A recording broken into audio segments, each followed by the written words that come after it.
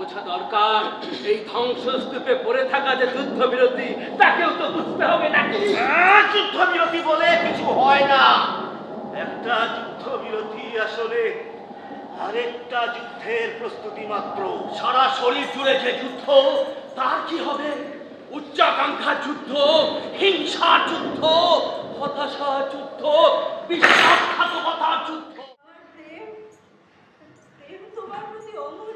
প্রেম বলে কিছু হয় না মহারাজ, শুধু শরীরের লালসা। তুমি তোমার শেষ ইচ্ছে বলো।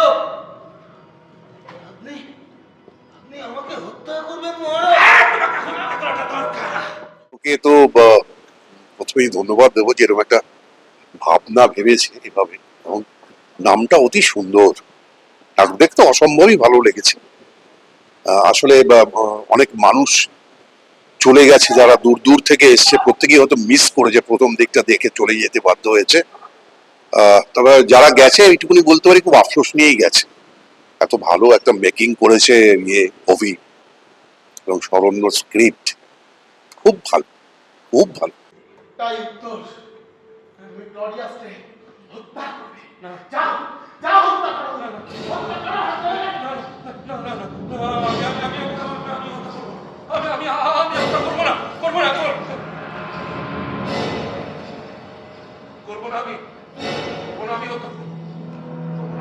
দারুণ লাগলো। প্রথম কথা হচ্ছে নাটকের ডিজাইনিং, নাটকের টেক্সট, একটা অন্য ভাবনার টেক্সটটা টাচ করলো খুব। ডিজাইনিং খুব দারুণ।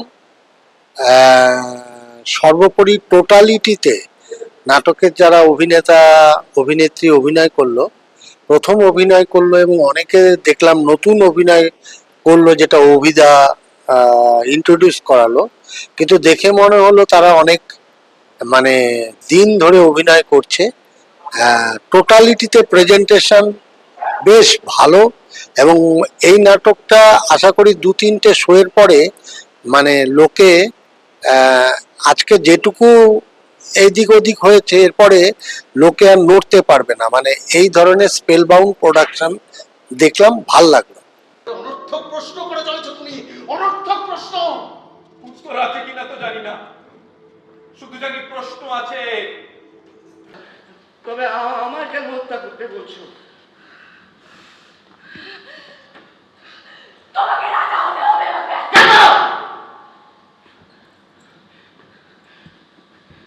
কেন কেন আমাকেই রাজা হতে হবে? এমন একজন মহান নাট্যকারের রচনা, এবং তার বিশেষ মানে মূল চরিত্রগুলোকে একত্রিত করে অভিদা যেটা তৈরি করেছে, তার জন্য অভিদাকে স্যালুট। তার কারণ এটা তো খুব স্বাভাবিক যে এমন সব মহান চরিত্র, তাদেরও তো কিছু সে থাকতে পারে। নাট্যকারী মানে যারা সৃষ্টি করেছে, যিনি সৃষ্টি করেছেন, তার পক্ষে বা তার বিপক্ষে তারা কি কিছু বলতে চাইছে, সেটাই অভিদার কোলাজ। ফাটাফাটি হয়েছে, আমি একবারে পোষায়নি, যদি আরো একবার দুবার হয় তাহলে দেখে খুব আনন্দ পাবো, আপনারাও দেখবেন।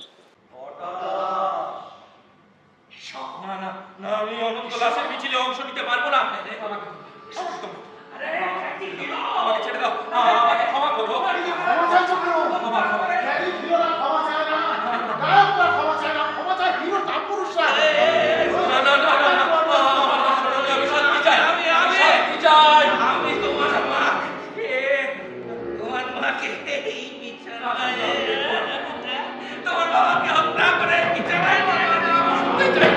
এক কথা অসাধারণ, কারণ মঞ্চসজ্জা, আলো, প্রক্ষেপণ এবং শব্দর ব্যবহার সবকিছু যেন মিলেমিশে গেছে।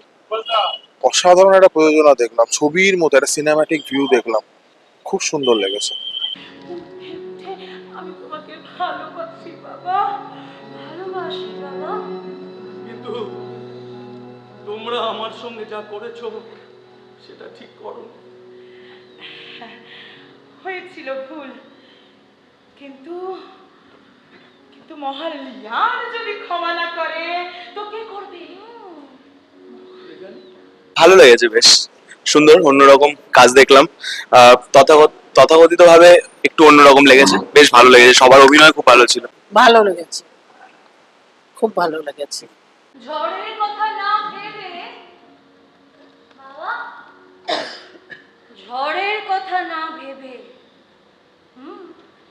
আমাদের ভাবনাই তৈরি করে সত্য। সত্য কখনোই তোমার বা আমার হয় না বাবা। প্রত্যেক সত্যই ধ্রুব। আমরা বসন্তের কথা বলছি, তুমি ঝড় নিয়ে কেন চিন্তিত? খুবই সুন্দর লেগেছে, কারণ সব থেকে বড় কথা হচ্ছে যে সত্যটাকে কোনোভাবে এড়ানো যায় না। এটা মানে শেক্সপিয়ারের ভাবনাটাকে, প্রত্যেকটা জিনিসকে আমাদের সামনে একদম সঠিকভাবে তুলে ধরা, এবং সামগ্রিক প্রযোজনাটা খুবই সুন্দর। সুন্দর হয়েছে, কারোর কথা মানে কাউকে খারাপ বলার মতন না, সবার অভিনয় খুব ভালো লেগেছে। এই নিয়মের প্রক্রিয়া জটিল, এটা তোমার এই সহজ মাথায় এখনো প্রবেশ করবে, কিন্তু বয়সের সঙ্গে সঙ্গে সেটাও প্রবেশ করবে। লেট। আর নিয়মের ঊর্ধ্বে গিয়ে যে সত্য থাকে তাকে যে স্পর্শ করতে চায়। সত্য রাষ্ট্র সৃষ্টি করে তার সুশাসনের জন্য, আর প্রত্যেকটা রাষ্ট্রের তার একটা নিজস্ব সত্য থাকে। সুন্দর হয়েছে। আপনার কেমন? ভালো লেগেছে। এই নাটকটি দীর্ঘদিন ধরে দেখবো অপেক্ষা করছিলাম। শেক্সপিয়ারের 4টি গল্প, আমাদের চেনা গল্প, সেখান দিয়ে একসঙ্গে বাঁধা, বেশ ভালো। আলোক পরিকল্পনা খুবই ভালো লেগেছে, মিউজিক এবং আলোক আরো ভালো করে বেঁধে রেখেছে। শুভেচ্ছা রইল আগামী শোয়ের জন্য। সত্যকেও তো সাজতে হয় সত্যের প্রয়োজনে। বসন্তের অলংকার তো বসন্তেই মিলে আছে বাবা। কবি সেই অলংকার ধার নিয়ে সৃষ্টি করেন যে উপমা, সৃষ্টি করেন যে লালিত্য, তাতে কবিরই বাড়ে গর্ব, কবিরই বাড়ে খ্যাতি। বসন্তের কি বা যায় আসে তাতে? অত্যন্ত ভালো নাটক, এবং খুব মানে একটা কি বলবো, আর কিছু বলার নেই। শেক্সপিয়ার সম্বন্ধে তো কিছু বলার নেই। তুমি আবার আমাকে সত্য মিথ্যে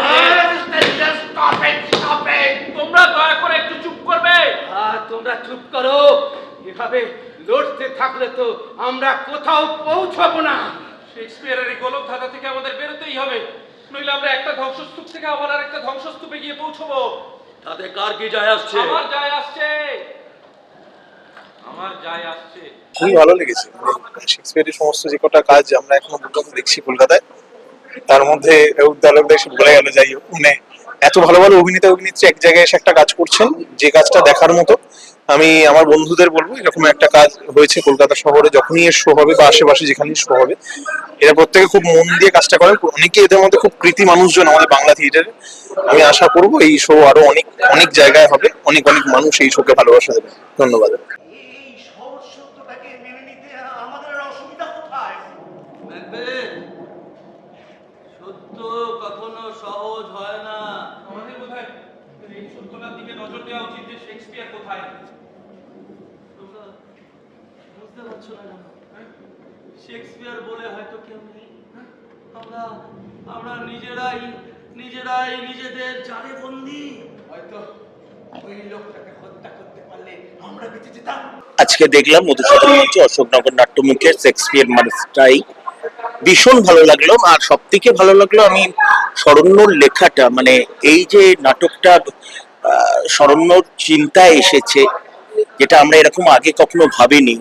আমি শরণ্যকে অনেক অনেক ধন্যবাদ জানাই। আমায় মানে আমি একদম স্থবির হয়ে বসেছিলাম সিটে, এবং প্রত্যেকের অভিনয় এবং আলোর কাজ, মঞ্চসজ্জা, অভিকে আমি অনেক, বন্ধু আমার অভি চক্রবর্তীকে অনেক অনেক ধন্যবাদ জানাই। যে এই নাটকটাকে নিয়ে এখন আমি ভাবছি, মানে কিছু বলার মতো অবস্থায় নেই। মানে কিছু ভালো নাটক না অনেকক্ষণ মাথায় থেকে যায়, বা অনেক দিন মাথায় থেকে যায়।